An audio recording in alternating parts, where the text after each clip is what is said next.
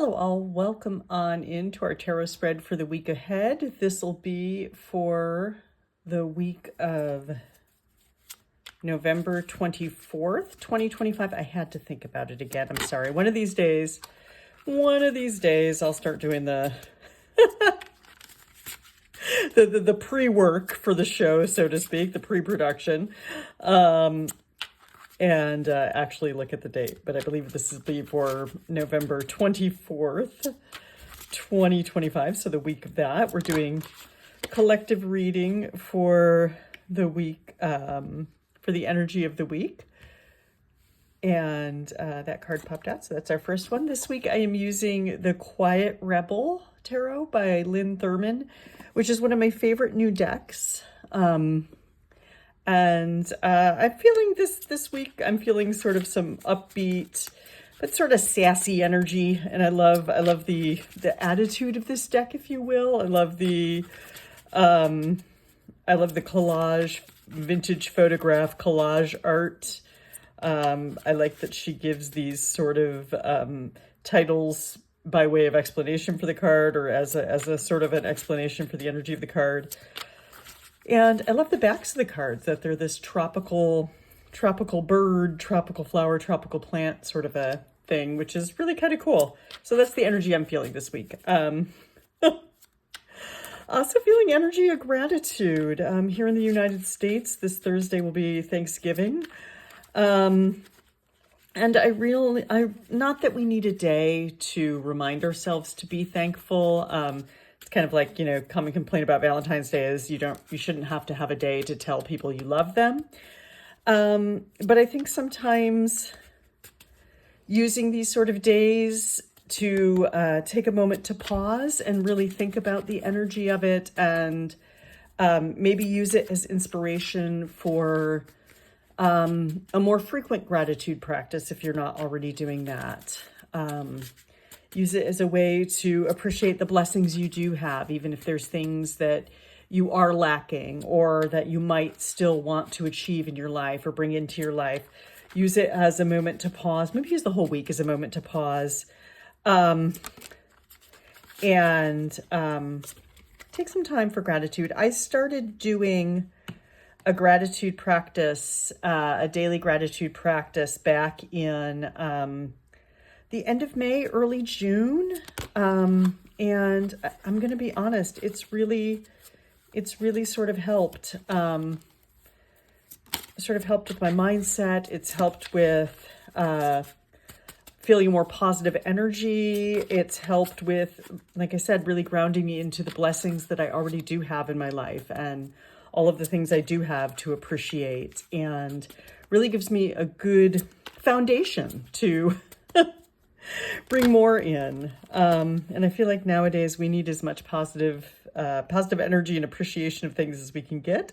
So I highly recommend it. Maybe commit to it for this week. Each day, write at least one thing you're grateful for, or if you're into it, maybe post it on social media and let people know. If you're not really into writing, maybe just keep it as a note on your phone, maybe do a voice memo, maybe choose a friend and be like, hey, let's do this. Each day we're going to check in and say one thing we're grateful for. My personal gratitude practice, I do 3 things every day.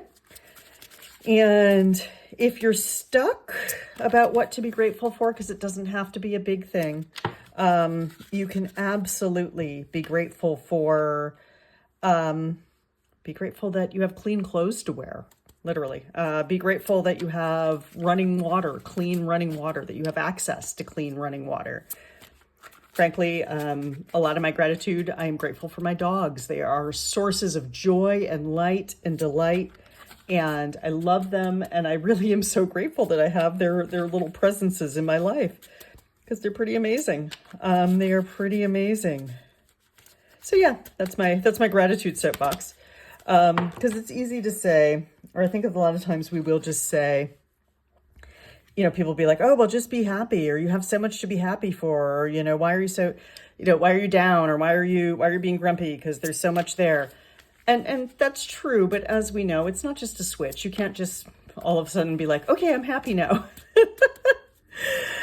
But I find that a regular gratitude practice, or a regular practice of writing down, good things in your life to appreciate, does help to slowly flip that switch, or to make that light burn a little brighter when maybe it otherwise wouldn't be. And certainly the holidays are a time of year when stress can run high. Seasonal affective disorder is a real thing. So yeah, lean into appreciation of your blessings. Lean into that gratitude. Lean into the good vibes. And as speaking of leaning into the good vibes, we'll get there on Saturday. One more we've got.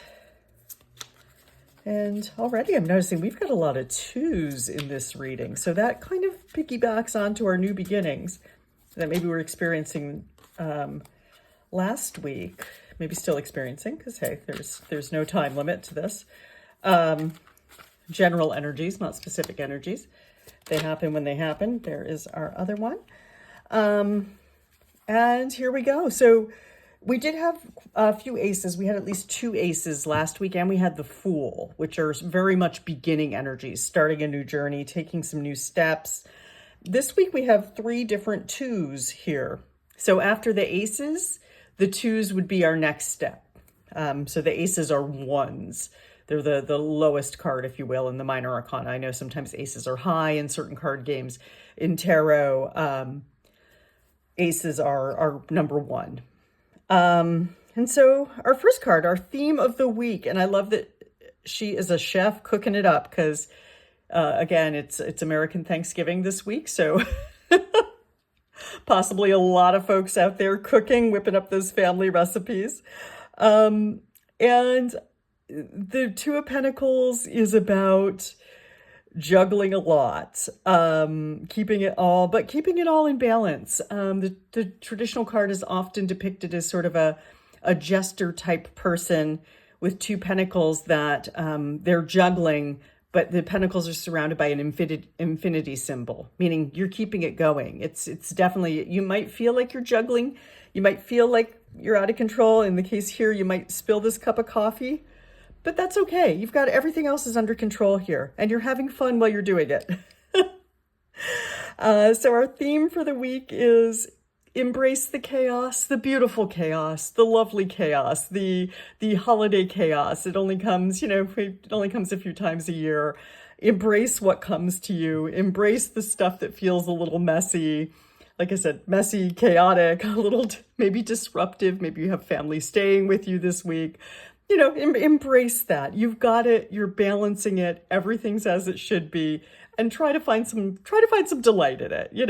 Really lean into those delightful moments with family, with friends, with yourself. If you have a moment of peace, take that moment, and don't worry about the spilled coffee. Don't cry over spilled coffee. It's fine. Your cake is beautiful. The cupcakes, everything's great. You didn't break the egg. Hey, you didn't break the egg. You just spilled the coffee. That's fine. For Monday, we have the moon reversed, and the moon upright. The title here is Shadow Assassin. And so reversed, we're starting the week coming out of those shadows. We're starting the week of being open with ourselves and others, and embracing the light, embracing what feels light. The moon can be a time of spending some time under the surface. It can be the time of, intuition and dreams, and spending some time there in our heads. Reversed, I'm going to say it's time for us to come into the light. It's time for us to not to put our dreams aside, not to stop paying attention to our intuition, but to really embrace connection with other folks, to embrace sharing those thoughts that maybe we've been a little hesitant to share, to really embrace that connection. We're not assassinating anything this week. We are bringing it into the light. We are embracing it.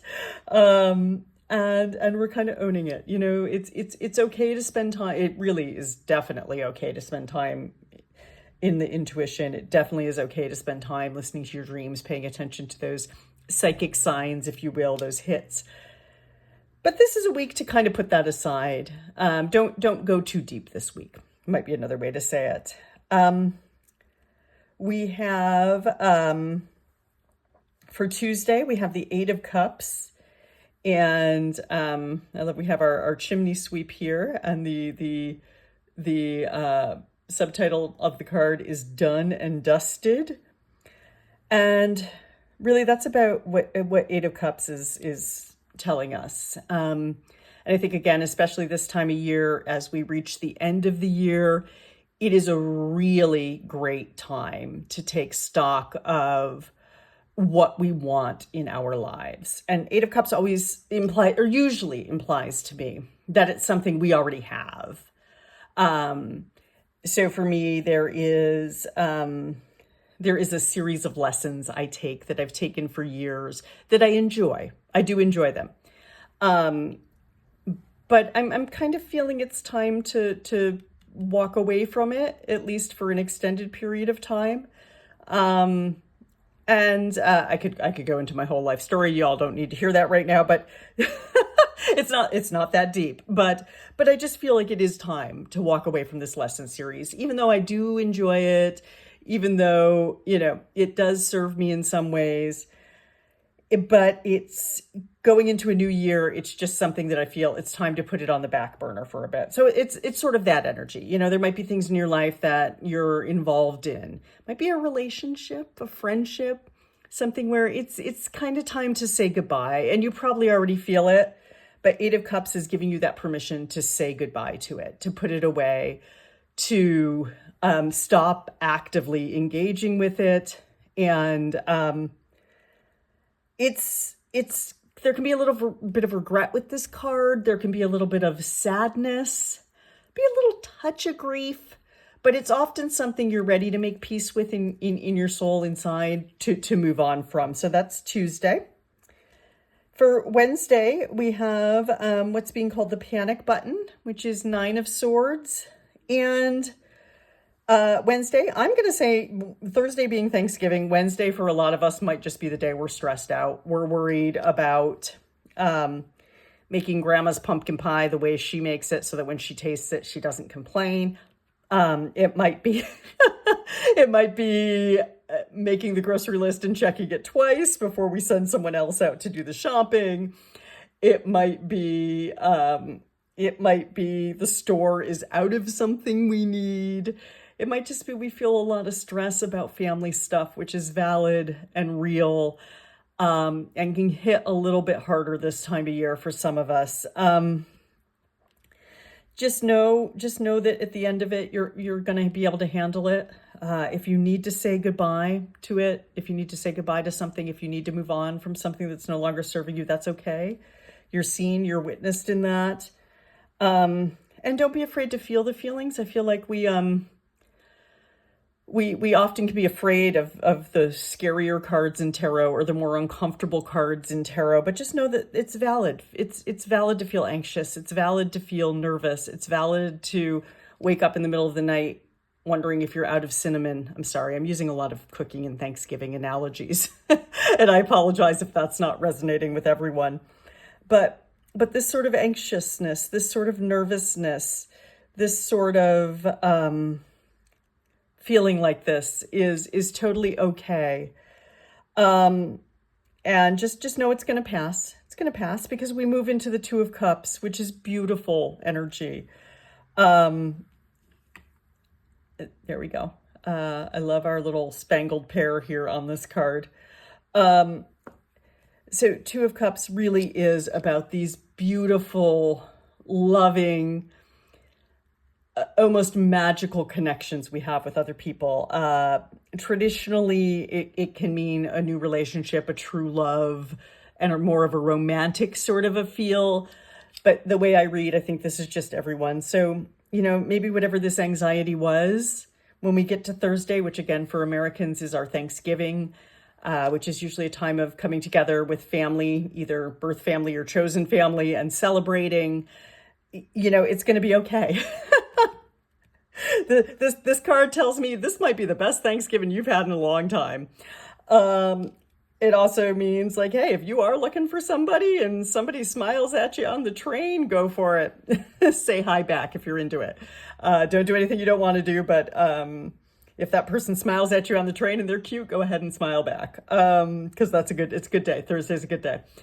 Look for those connections, look for the meaningful connections. Maybe there's a family member you haven't connected with in a while or haven't had a bond with in a while that you want to reestablish. Good day for that. So that's Thursday. For Friday, we have Two of Swords. So this is our last two. Oh yeah, that was Two of Cups if I didn't say. For Friday, we have Two of Swords, which is a turning point. And Two of Swords for me also can mean unplugging. You chances are you do have to make a decision, or there's some choices you want to make.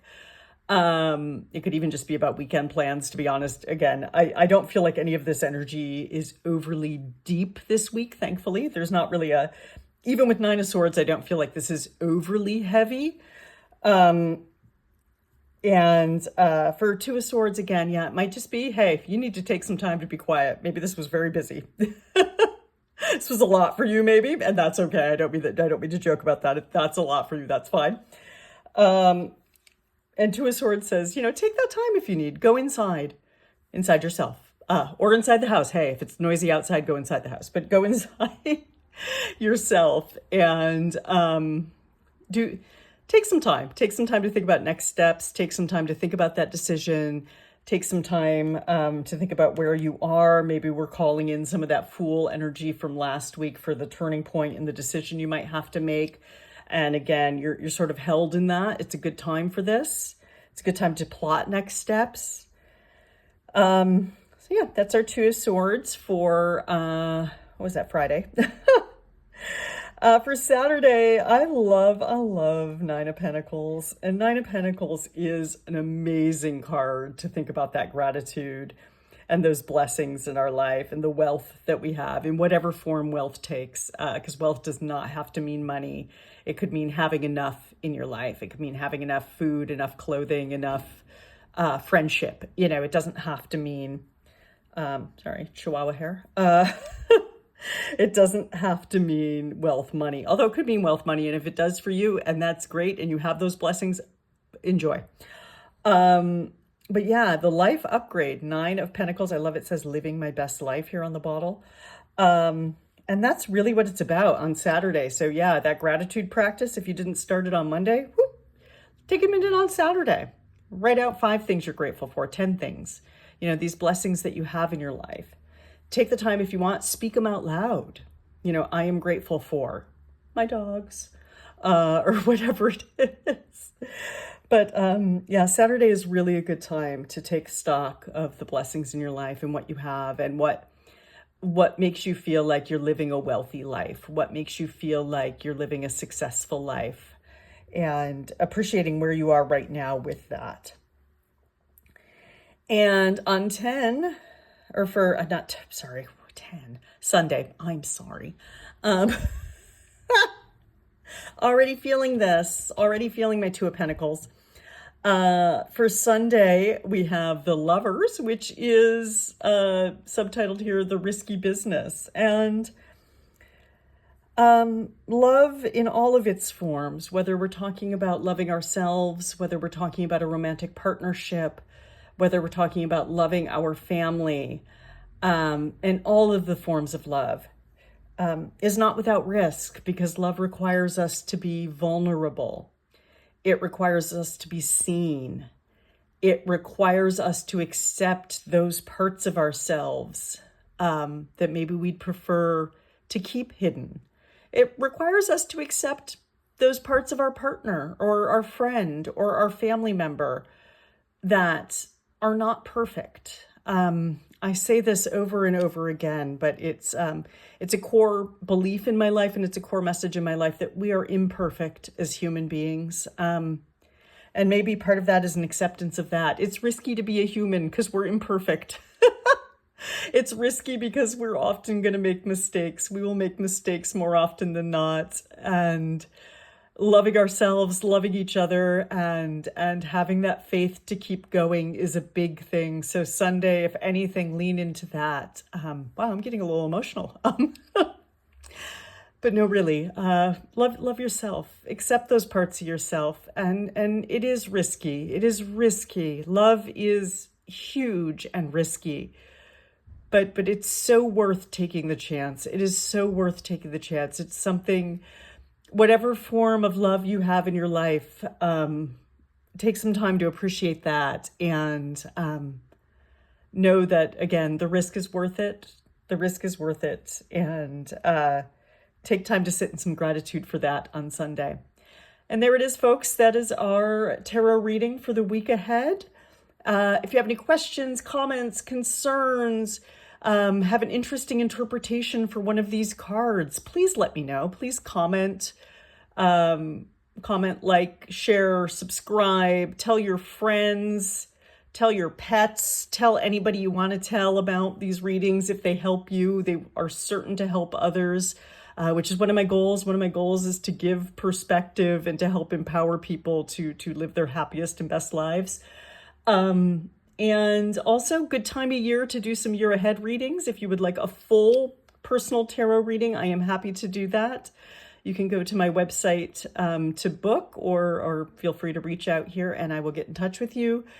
And again, thank you, everybody. I am grateful for you. I am grateful for each and every one of you that watch these videos and like the videos and tell me how much you like the videos, including my mom. Thanks, Mom. Grateful for you. And yeah, I'll see you next week.